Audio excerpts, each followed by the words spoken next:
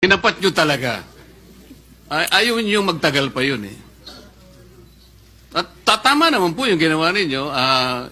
Ipinakita nyo sa kanya, pinaramdam nyo sa kanya talagang wala siyang maasahan kaysa mapagod pa siya.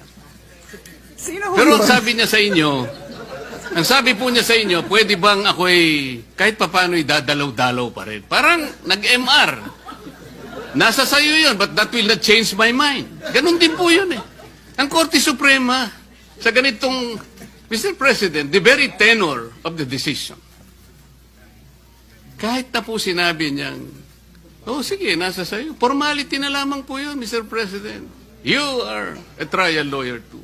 Most of us here became trial lawyers. This is our experience. Huwag po nating pahirapan yun. Sana man lang kung ang decision po 8-7. Yun po pwede nating pagtalunan po eh.